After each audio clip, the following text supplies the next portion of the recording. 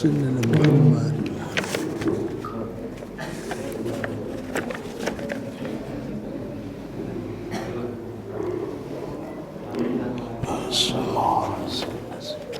Assalamualaikum warahmatullahi wabarakatuh.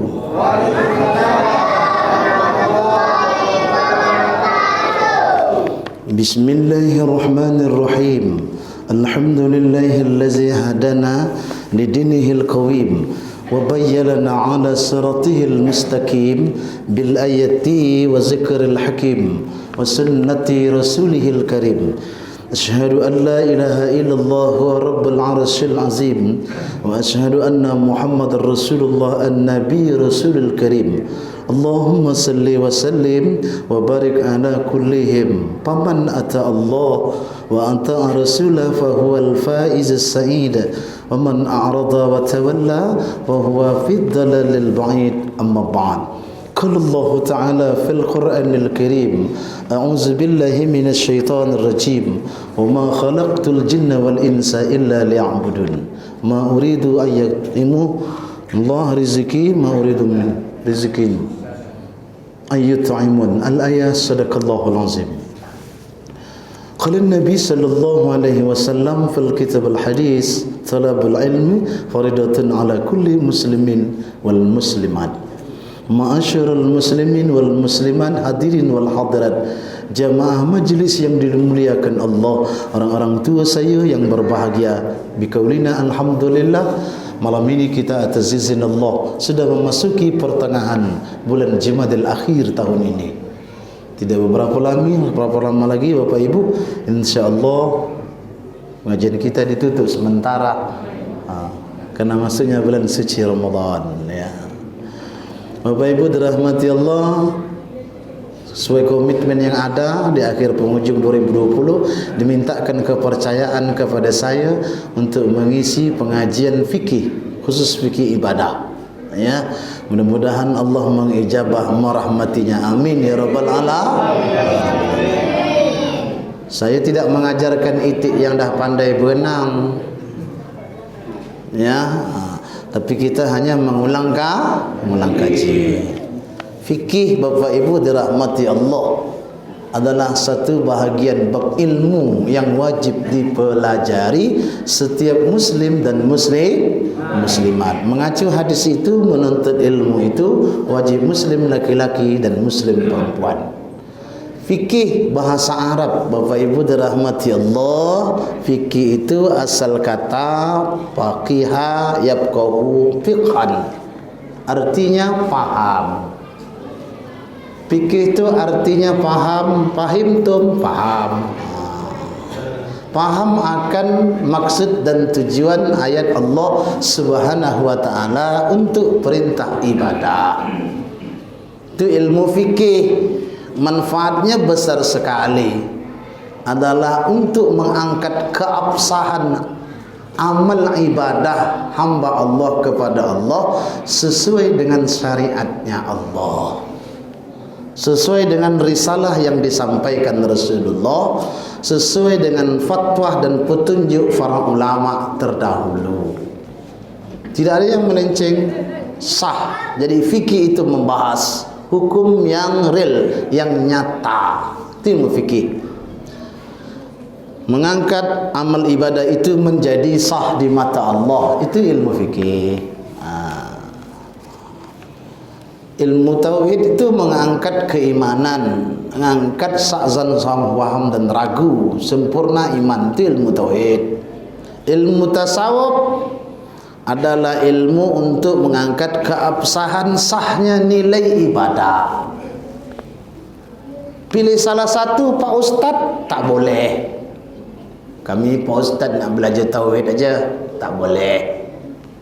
Kami nak belajar PK aja pun tak boleh. Nak belajar tasawuf, jauh lagi tak boleh. Tiga ilmu tu tak bisa dipisahkan Bapak Ibu dirahmati Allah. Hadirin wal hadirat, hukumnya wajib mengaji. Firman Allah, fas'alu ahla zikri in kuntum la ta'lamun, tanyalah kamu kepada orang yang tahu jika tak tahu. Masa Melayunya kalau tak tahu, jangan buat-buat tahu. Jangan memandai. Bapak Ibu dirahmati Allah, hadirin wal hadirat, ilmu fikih itu tak dibuat oleh Rasulullah. Rasulullah tak pernah bikin ilmu tauhid, Rasulullah tak pernah bikin ilmu fikih, Rasulullah tak pernah bikin ilmu tasawuf. Jadi siapa tu Pak Ustaz yang bikin, yang memunculkan ketiga macam ilmu itu adalah hasil dan karya ulama. Karya ulama. Terima kasih. Kau tak tahu, tanyalah dengan ulama. Ulama itu ada 3 macam pula. Ada ulama alimuna billahi qat. Ada orang alim yang hanya tahu Allah. Allah je dia tahu melulu. Hukum Allah dia faham tak tahu. Ada ulama alimuna bi ahkami qat. Ada alim ulama yang tahu hanya hukum Allah, dengan Allah pula tak tahu. Ada ulama yang tak tahu Allah, tak tahu pula hukum Allah, itu yang parah. Jadi yang terbaik itu menurut ayat, konsep ayat itu, belajar itu kepada ulama, para alim ulama yang tahu hukum Allah, yang tahu dengan Allah. Nampak? Jamaah yang dirahmati Allah, mengacu pada hadis Nabi itu, man aradallahu khairan abdan yufaqahu fidin. Jika Allah menghendaki seorang hamba Allah itu diberi hadiah kebaikan, yufaqahu fidin. Jalan yang pertama kata Nabi, hamba itu diberi pemahaman agama. Jadi orang yang paham agama itu insya Allah menjadi hamba Allah yang baik. Jamaah dirahmati Allah rahimakumullah, pemahaman bisa juga diartikan mengerti pada dasar-dasar ilmu fikih. Tidak adanya beda dengan ilmu fikih yang dijelaskan ini. Fikih itu pula macam-macam, karena macam-macam ulama, macam-macam pendapat, semuanya ada alasan masing-masing. Ada fikih sunnah, ada fikih muamalah, ada fikih sosial. Orang sekarang cakap fikih sosial, fikih muamalah. Ada fikih mawaris, faraid, harta warisan. Ada memang spesial fikih ibadah. Ada fikih zakat. Macam-macam fikih, fikih haji, insya-Allah Bapak Ibu dirahmati Allah, akan kita bahas 40 macam fikih yang dibahas menjelang datangnya bulan suci Ramadan. Terbahas agaknya. Jemaah yang dirahmati Allah rahimakumullah. Fikih ibadah. Dari mana dasarnya? Dasar pemikiran munculnya pemahaman ilmu fikih. Kembali ke konsep fitrah manusia. Allah Subhanahu wa taala dengan kemuliaannya, Bapak Ibu dirahmati Allah, berikan keluasan kepada manusia itu. Dalam diri manusia itu ada 4 kekuatan. Malam ni baru tahu Pak Imam, dalam diri kita ada 4 kekuatan. Pertama, dititipkan oleh Allah pada diri manusia itu namanya kekuatan nazifah, idrak, kekuatan daya fikir, kecerdasan, kekuatan akal. Orang Melayu cakap bergeliga kepala otak dia.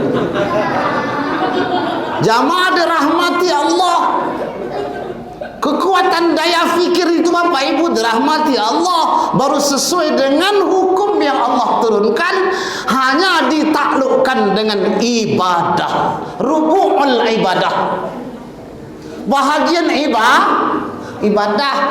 Jadi kalau ada orang yang diberi akal, sehat pemikiran, tapi dia tidak ibadah, saya khawatir akal jadi tak sehat. Jadi takluknya kekuatan nazifah pola fikir cerdas itu hanya dengan konsep ibadah. Karena konsep ibadah inilah lahir ilmu fikih. memahami kaedah-kaedah, cara-cara menggali hukum dengan dalil-dalil yang terperinci, yang tafsili dari Allah Subhanahu wa taala, dari baginda Rasulullah, dan dari fatwa para ulama. Ini digali semua potensi itu, tafaqquh fid din. Nah, jamaah yang dirahmati Allah, makanya Allah memerintahkan ketaatan itu kepada hambanya melalui konsep ibadah untuk menundukkan kekuatan pola fikir yang Allah ciptakan pada diri manusia. Makanya orang ibadah itu fikirannya dijaga oleh Allah.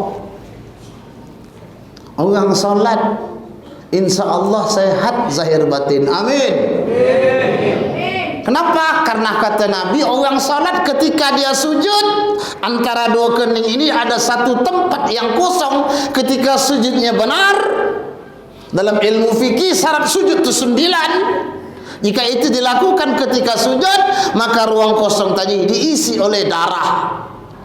Makanya orang yang salat dengan baik menurut Rasulullah sallallahu alaihi wasallam itu dihindarkan dari penyakit gila. Ini kalau ada orang sembahyang gila, itu berarti bukan sembahyang, bukan orang tak betul, orangnya yang tak betul. 9 syarat sujud itu dipelajari dalam ilmu fikih. Bukan sesujud tak tentu arah. Aku nengok jamaah sujud ni geram hati aku. Ada melengkung lah, ada lewat sajadah, ada melemper juga. Aku geram insya-Allah. Nampak tu tak belajar ilmu fikih insya-Allah. Kan? Jamaah yang dirahmati Allah, rupanya hikmah Allah berikan kekuatan pola fikir bagi manusia. Allah hendak menjaga kesehatan hamba tu, makanya takluk dia dengan ibadah. Ya, maka orang tak ibadah tu rentan dengan penyakit. Ini insya-Allah rahasia. Paham ibu bapa? Paham tersesenging tak tentu. Yang kedua, dasar munculnya ilmu fikih itu dengan kemuliaan dan keagungan Allah Subhanahu wa taala diciptakan kekuatan besar. Yang kedua namanya kuatal batniyah. Batniyah, batin, butun, perut. Lautan sejengkal yang tak pernah dalam. Tak pernah dengkan ya? Perut. Masya-Allah, rahimakumullah. Berarti tak jauh-jauh urusan makan, urusan makan minum, urusan perut. Ya, lautan yang tak pernah dangkal, tak pernah penuh-penuh. Makin diisi makin dalam. Cuma rahimakumullah. Kekuatan nafsu makan minum Bapak Ibu dirahmati Allah itu adalah rangkaian untuk menegakkan ibadah kepada Allah Subhanahu wa taala. Karena ibadah kepada Allah menurut ulama perlu kekuatan fisik. Kekuatan fisik itu adanya di perut lewat makan minum, dan untuk mendapatkan makan minum yang halal maka kuatan batniyah, kekuatan perut itu hanya takluk, namanya rubu'ul muamalat. Usaha sehari-hari, kehidupan kita sehari-hari, makanya ada fikih muamalah. Ada pintijarah, ada perdagangan, ada usaha, ada syirkah, macam-macam itu dalam ilmu fikih. Kenapa? Karena nafsul batinnya itu adalah untuk memenuhi segala kebutuhan hajat hidup yang selalu berkaitan dengan perut, bersama makan minum. Allah tidak menerima ibadah hamba Allah yang mereka tak sehat. Ibadah pula tak sehat. Ya, itu tak terima oleh Allah. Jasadnya harus sehat. Ya, kekuatan perut. Baru ceramah dah diantar hai minum, kekuatan perut. Kumpul sikit dah makan. Unding-unding sikit dah makan. Wah, kerja manusia, masya-Allah. Ya. Tak sama dengan Nabi. Nabi makan sikit, awak dah sesikit makan. Nabi sikit bicara, awak sesikit bicara. Orang ceramah dia bercakap. Masya-Allah. Masya-Allah.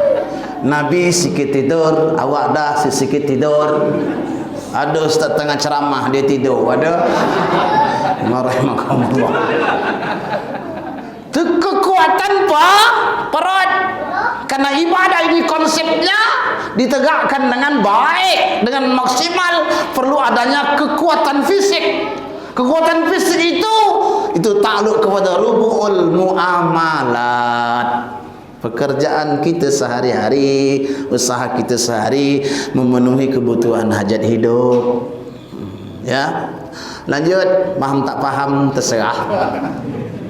Berikutnya, pada diri manusia, ibu bapa yang dirahmati Allah, Allah titipkan kekuatan pada tubuh manusia yang ketiga, namanya rubu'ul perjiyah, faraj, kemaluan. Wallazina hum furujihim yuhafizun. Ciri-ciri orang beriman itu mampu memelihara fitnah daripada faraj, kekuatan biologis. Nafsu mengenal kepada lawan jenis.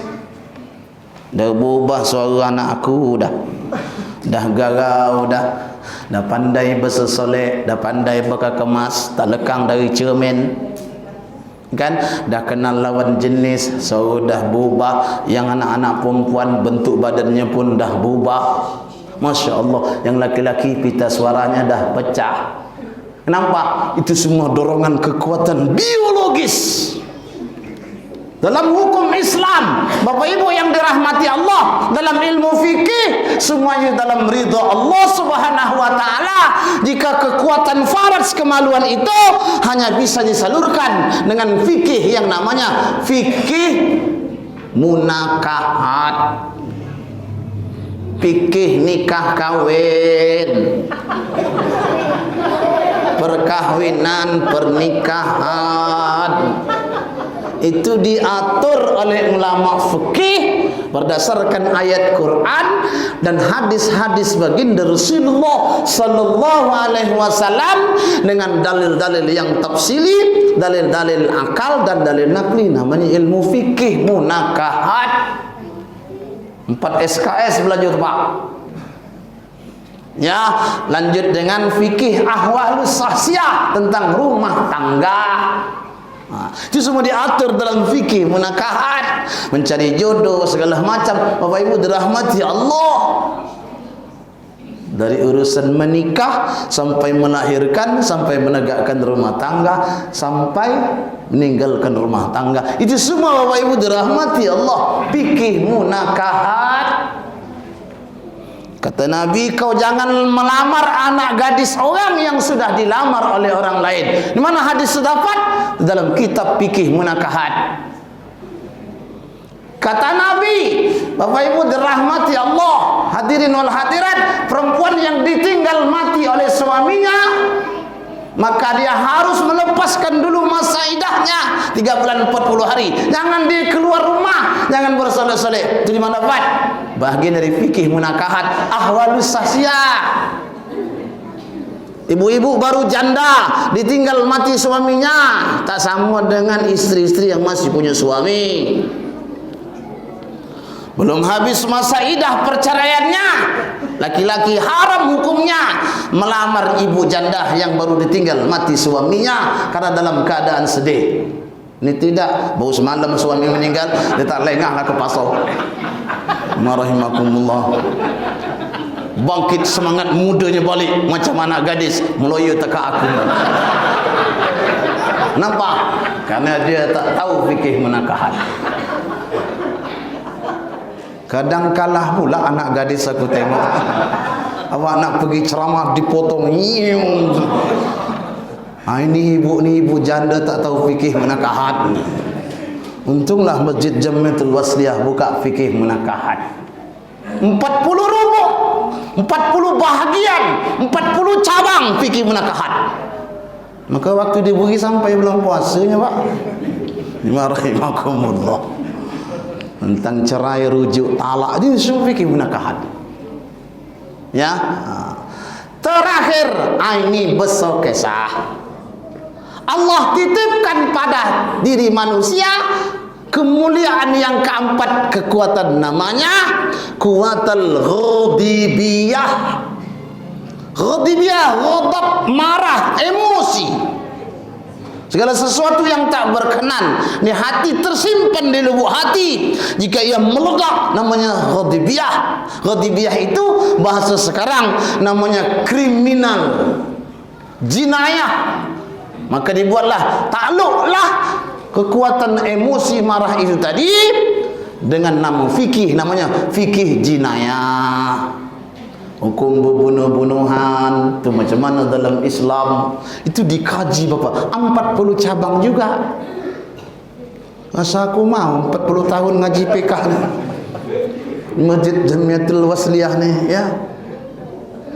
Jamaah yang dirahmati Allah, izinkan saya berikan kelapangan kita mengaji fikih jinayah. Fikih ini adalah berdasarkan alam mazhab Imam Syafi'i. Saya tidak mau membuka mazhab-mazhab yang lain, ya, karena itu yang diajarkan oleh guru kita, guru saya, alam mazhab Imam Syafi'i, tingkat ahli sunnah wal jamaah. Kita tak bahas fikih-fikih yang lain karena bukan audiennya, bukan tempatnya. Jika kita bahas, maka terjadilah kerancuan hukum, pelimpahan hukum, istimbat hukum yang berbeda-beda, sehingga membuat jemaah menjadi bingung. Ya, kita orang-orang Melayu ni Pak, yang identik dengan Islam, dari dulu datuk nenek moyang kita mengaji fikih itu fikih perukunan. Kitab fikih perukunan itu yang asli, ya. Kalau orang tu kalau dah khatam kitab fikih perukunan itu, Al-Quran dia digata dia Pak. Walaupun setebal itu kitab perukunan, Bapak Ibu dirahmati Allah rahimakumullah, orang kalau dah paham kitab fikih perukunan itu paham hukum-hukum yang ada di dalam Al-Quran, yang Allah buat di dalam Al-Quran, hukum hakam syariat fiqh itu sebanyak 10 juz. Al-Quran itu dibagi menjadi 3, 10 juz menceritakan tauhid, keesahan kepada Allah, keimanan, etikat, itu 10 juz. 10 juz hukum hakam Al-Quran, hukum hakam dalam Islam, itu fiqh, itu 10 juz. 10 juz lagi menceritakan kisah-kisah nabi-nabi dan umat-umat terdahulu sebagai perbandingan. Cukuplah Al-Quran itu 30 juz. 30 tahun belajar ubah. Jamaah yang dirahmati Allah, kita hanya belajar di Masjid Jamiatul Wasliyah ini, kita hanya belajar hanya fikih ala mazhab Imam Syafi'i. Karena itu yang sangat dekat. Rasa emosional kita belajar kitab fikih itu yang dekat. Nanti kita belajar taharah. Fikih ibadah itu diawali dengan taharah, hukum hakam taharah. Apa manfaat belajar itu? Belajar ilmu fikih. Manfaat belajar ilmu fikih, kita diberi bisa menyelesaikan persoalan-persoalan agama yang selalu rancu di tengah masyarakat. Karena kita belajar ilmu fikih dapat menjadi solusi jalan tengahnya. Kata orang, Pak Ustadz ini tak boleh, kata orang ini haram, kata orang ini makruh. Ambil jalan tengah. Karena kita belajar ilmu fikih. Cuba kau tak belajar ilmu fikih, pakai gambang tertentu arah je lah. Kau dah hukum gambang-gambang, tentu jemaah gambang-gambang lagi. Bisa menjawab pertanyaan-pertanyaan tentang ibadah yang tak pernah diajarkan oleh Rasulullah sallallahu alaihi wasallam. Apa contoh? ziarah kubur. Kenduri malam ketiga, kenduri malam pertama meninggal, kenduri malam ketujuh, kenduri malam 40, kenduri 100 hari, kenduri haul. Siapa ngajar tu Pak? Kan tak pernah diajar Nabi. Ketika kita belajar fiqh itu nampak pemahamannya. Jadi tak menyalahkan orang. Tak ada kenduri malam pertama ada Pak Ustaz, 3 ke 7 memandai aja. Kenapa dia tak belajar fiqh? Jadi perkara-perkara itu tak usah ditanggapi negatif. Kita mengaji dulu hukumnya. Ya, kenapa pula Pak Ustaz ziarah kubur, disiram pula kuburan dengan air wangi, disiram pula dengan bunga, jadi mana dapatnya? Itu Nabi pernah buat.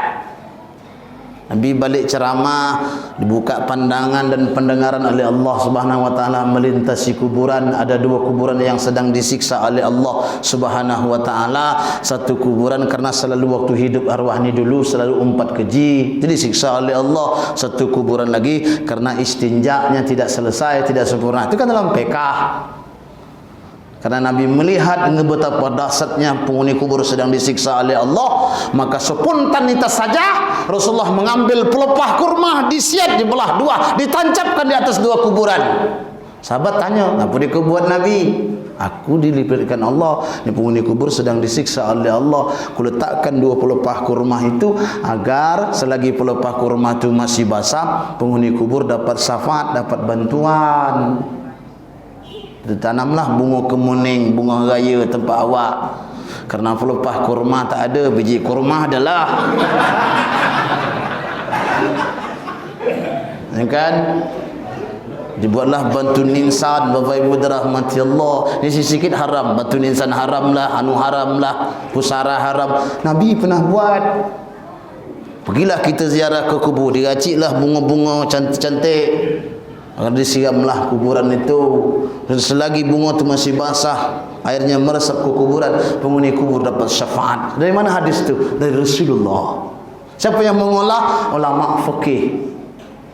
Ya, Bapak Ibu dirahmati Allah, hadirin wal hadirat, itu semua dalam kitab fikih. Ya, kenduri ini, kenduri itu, segala macam semua ada. Ini tidak. Masang lilin tak boleh, masang colok tak boleh, nyembah api lah kata dia. Kita perut aja. Dalam 7 liku tak boleh masang api, tak boleh masang lilin. Yang kita perut kaji. Cuba khatamkan dulu kitab fikih perukunan tu. Ada jawabannya. Karena itu syiar keji ulama. Ya, jadi kita tak menyalahkan Bapak Ibu dirahmati Allah, tahu istinbat hukum.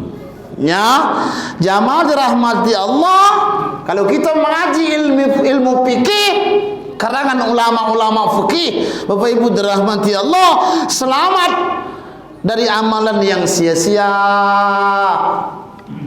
Nabi yang mengajarkan, diutus oleh Rasulullah, sahabat Nabi ahli fikih, Muaz bin Jabal ke negeri Yaman untuk mengembangkan Islam, membawa sepucuk surat dari Rasulullah kepada kaisar pemimpin di negeri Yaman agar masuk Islam. Islam dikembangkan sebelah utara kota Mekah menuju negeri Yaman. Apa dirahmati Allah. Ya, lahir ulama-ulama besar dari Yaman, Bapak Ibu dirahmati. Ya, Bapak Ibu dirahmati Allah, kata Nabi pesannya, kau jangan jauh-jauh dari masjid. Kenapa? Karena Nabi tahu Muaz bin Jabal sahabatnya ahli fikih. Begitu Bapak Ibu dirahmati Allah. Ya, makanya dalam keterangan hadis Rasulullah, umatku yang hafal ilmu fikih nanti akan duduk satu payung bernama sahabat Muaz bin Jabal di hari kiamat. Jadi maksud Masjid Jamiatul Wasliyah ni kedah-kedahnya nak duduk dengan Muaz bin Jabal lah ni. Ya, insya-Allah ahli fikih. Nanti ditanya, siapa gurumu? Ustaz Isa. Ustaz Isa ditanya, siapa gurumu? Kiai ini, kiai ini. Sampai kepada baginda Rasulullah yang sanad ilmu fikihnya sampai kepada baginda Rasulullah sallallahu alaihi wasallam. Jangan mengaji ilmu fikih dengan Mbah Google. Sekarang Mbah Google ni dah pening lagi, tak dapat jawab pertanyaan jemaah. Mah Google ditanyanya. Hari kiamat tak ada Mbah Google, Pak. Ya, jangan mencari ilmu fikih itu dalam internet. Kalau ada dasarnya untuk perbandingan tak ada masalah. Ya. Amalan sia-sia wa kullu man bi ghairi ilmin amaluhu mardudatun wala tuqbalu. Siapa orang yang beramal ibadah tak ada ilmunya, amaluhu mardudatun, amalnya ditolak, sia-sia, mardudatun, tidak diterima. Ya. Bapak Ibu dirahmati Allah, ceritakan setiap muslim yang tidak memiliki dasar hukum, maka amal tersebut ditolak dan tak diterima. Makanya dibuatlah ilmu fikih oleh ulama tabi'in. Ya. Jamaah rahimakumullah. Jadi munculnya ilmu fikih itu pada zaman ulama tabi'in. Jamaah Rasulullah. Di zaman Rasulullah tak ada nama ilmu fikih. Di zaman para sahabat Nabi tak ada ilmu fikih. Di zaman sesudah tahap sahabat Nabi tak ada ilmu fikih. Sesudah tahap-tahapnya sahabat Nabi baru ada ilmu fikih. Jamaah rahimakumullah. Ya. Maka orang ahli fikih itu Bapak Ibu dirahmati Allah, amalnya sangat rapi dan telaten sekali, teliti karena dia ahli fikih. Salat juga begitu, amal ibadah juga begitu. Ya, apalagi hukum-hukum yang tak jelas, ada maksud dan keraguan. Ya, jamaah rahimakumullah. Ada pertanyaan, Pak? Tak ada? Manfaat berikutnya ilmu fikih adalah untuk mencegah perpecahan umat. Karena fikih, ilmu fikih itu menyatukan umat. Oh begini caranya. Ya, jadi umat tidak terpecah belah. Bapak Ibu dirahmati Allah, meskipun datangnya kiamat tak diramalkan dan tidak mungkin berubah, namun dengan banyaknya orang paham akan ilmu menjadikan kita sedikit lega bahwasanya kiamat kubro itu belum akan terjadi karena banyak orang mengaji ilmu fikih. Dalam kajiannya orang masih banyak belajar ilmu fikih, mengaji ilmu fikih itu dalam artian yang singkat menunda datangnya tanda-tanda kiamat besar. Gitu kan Pak? Jadi Pak Ustaz, kalau gitu kiamat masih jauh. Wallahu a'lam bissawab. Kenapa? Karena di dunia kiamat itu tidak akan terjadi selagi masih ada di dunia ini, di muka bumi ini orang menyebut nama Allah. Ya, dah dunia ini tak ada lagi orang menyebut nama Allah. Tidak kacau Pak. Ya, jadi komitmen Masjid Jamiatul Wasliyah malam ini kita belajar fikih, mengenalkan ilmu fikih, kaedah-kaedah tujuannya juga menunda datangnya hari kiamat. Ya, hebat kajiannya Bapak Ibu dirahmati Allah rahimakumullah, menjadi benteng dari pemahaman-pemahaman yang menyimpang ilmu fikih. Oh ya, ini tak betul, paham yang keras, paham yang dituduhkan, paham yang ditudingkan, paham yang dipaksakan, paham yang rancu, yang tak jelas sumbernya. Bapak Ibu dirahmati Allah, belajar ilmu fikih itu menjadi benteng pemahaman-pemahaman yang menyimpang. Dulu awak mengaji imam tu gini, Allahu Akbar, angkat ni, ini sejajar dengan telinga. Kang ini ya, Allahu Akbar. Hanya kita perut. Sikit je. Allah. Kedahnya Allah tu kawan dia lah agaknya. Ada terlampau semangat, Allah. Serdi jadi fikirnya Pak. Kita mengaji kitab perukunan tu tak pernah lewat gini. Karena dalam keterangannya jika tak sampai ini ke cuping telinga ni Bapak Ibu dirahmati Allah kajiannya, maka salatnya itu ditampar oleh malaikat. Kalau ada imam gini aja, tak payah malaikat nampar aku, nak nampar ya.